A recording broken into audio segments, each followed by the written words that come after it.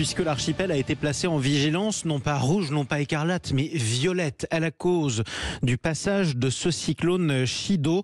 Normalement, l'œil du cyclone devrait passer au nord de l'archipel vers 9 heures, c'est-à-dire dans un petit peu moins d'une heure, faire une forme d'accalmie trompeuse avant que les éléments ne se déchaînent à nouveau. On est évidemment très inquiet pour nos compatriotes et on en parle avec le maire de la ville de Mamoudzou. Bonjour Hamdi Louaïdou Soumaïla. Bonjour à tous. Bienvenue à vous sur Sud Radio. Comment allez-vous d'abord? Parce que quand on lit ce genre d'informations, on ne peut que s'inquiéter pour vous. Oui, parce que la situation est extrêmement préoccupante. Depuis tout à l'heure, à 7 heures ce matin, heure locale ici à Mayotte, le territoire est placé, comme vous l'avez souligné, en alerte violette, donc vigilance violette. Donc ça veut dire que depuis il y a quasiment une heure maintenant, personne ne sort. Quand je dis personne, y compris les forces de sécurité et les forces de l'ordre. Donc tout le monde est confiné parce que les rafales ont déjà commencé.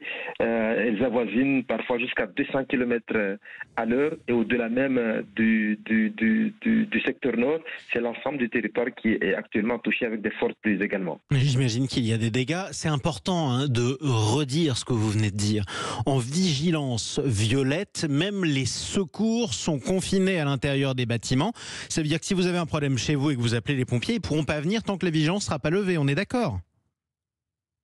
Exactement, donc c'est la situation actuelle qui est en cours depuis jeudi. C'est vrai que toute la mobilisation des forces du territoire après l'alerte du pré-cyclonique, donc la ville s'est mobilisée, nous avons mobilisé notre cellule de crise, nous avons enclenché le protocole de notre plan communal de sauvegarde, nous avons pu acheter des vivres, mobiliser 27 établissements publics, notamment des écoles, des collèges et des lycées, pour pouvoir accueillir plus de 10 000 personnes.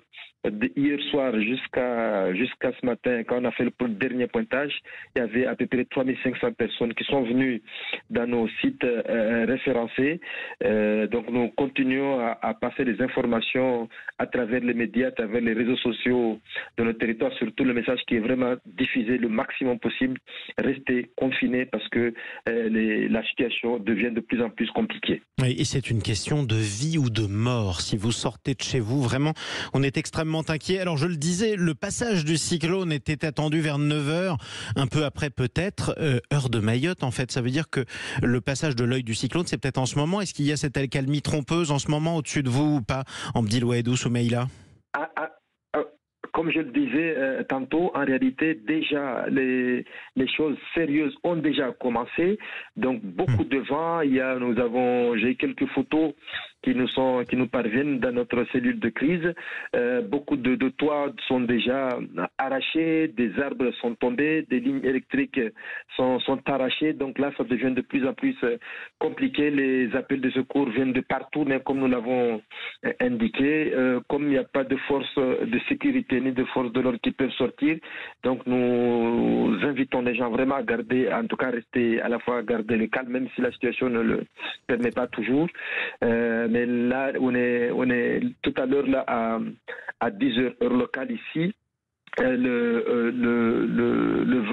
On va dire quasiment l'alerte, le système était à quasiment 30 à 35 km des côtes, notamment du nord de Mayotte. Donc ça se ressent partout sur l'ensemble du territoire. Oui, c'est effectivement terrifiant. Le cyclone Chido qui passe en ce moment au-dessus même de ce département. Prenez soin de vous, Hamdi Louaïdou Soumaïla. Vous, comme tous aussi vos administrés mahorais, notamment de la ville de Mamoudzou, on pense très fort à vous. On espère que ça va passer. Et que vous arriverez surtout à permettre aux secours de ressortir le plus vite possible pour porter assistance à tous ceux, ils doivent être nombreux en ce moment, qui en ont besoin. Bon courage, Hamdi Louaïdou Soumaïla. Merci beaucoup d'avoir pris un peu de votre temps pour prendre la parole sur Sud Radio.